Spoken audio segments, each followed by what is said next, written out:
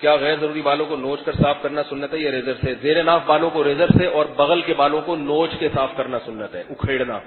بعض لوگ کہتے ہیں ہم کھال ادھڑ جاتی ہے، ہماری چیخیں نکل جاتی ہیں، تو یہ بچپن سے ہی عادت ہو تو بال اکھیڑے جا سکتے ہیں آسانی سے۔ جب بچپن سے عادت نہیں ہے تو پھر اس کی ایک ترکیب بتاتا ہوں میں آپ لوگوں کو۔ وہ ترکیب یہ ہے کہ جو ویکس ہے نا، ویکس جو خواتین بال صاف کرنے کے لیے استعمال کرتی ہیں، وہ ویکس لگائیں گرم کر کے کسی کپڑے پر اور بغل پہ وہ چپکا دیں، اور شادی شدہ لوگ اپنی وائف سے کہیں کہ اس کو زور سے کھینچ لو، کیونکہ آپ ایک ہاتھ سے نہیں کھینچ سکتے، تو بیگم سے کہیں اس کو زور سے ایک دفعہ آپ کر کے چیخ نکلے گی آپ کی ٹائٹ قسم کی، لیکن 1 سیکنڈ کے لیے نکلے گی اور بال صاف ہو جائیں گے۔ اس طرح سے نوچنے کی سنت کیا ہو جائے گی؟ زندہ۔ جب کئی دفعہ یہ عمل دہرائیں گے کئی مہینوں تک تو بالوں کی جڑیں کمزور ہو جائیں گی، پھر انگلی سے بھی نوچ کے آرام سے نکال سکتے ہیں۔ تو انگلی سے نوچنے میں چند فائدے ہیں۔ اب جو شادی شدہ نہیں ہے وہ کیا کریں گے؟ کیونکہ اپنے ہاتھ سے نہیں ایسے آپ کھینچ سکتے، تو شادی شدہ نہیں ہے وہ شادی کر لیں اس بہانے۔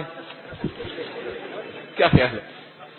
کتنی بہترین ترکیب ہے وہ اس بہانے، کیونکہ بیوی کے علاوہ کسی اور سے انسان ایسا بے تکلف نہیں ہو سکتا کہ وہ اپنی بغلیں کسی کو دکھا رہا ہو کہ تم یہ کھینچو، وہ کہے کہ کیوں، مجھے پرے ہٹاؤ یہاں اس سے، ٹھیک ہے؟ تو زوجہ سے انسان بے تکلف ہوتا ہے۔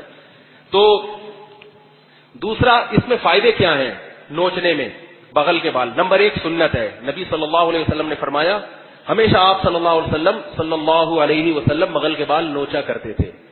دوسری بات، یہ صرف نبی کی سنت نہیں، تمام پیغمبروں کی سنت ہے بال نوچنا، بغل کے بالوں کو نوچنا، مرد کے لیے بھی عورت کے لیے بھی۔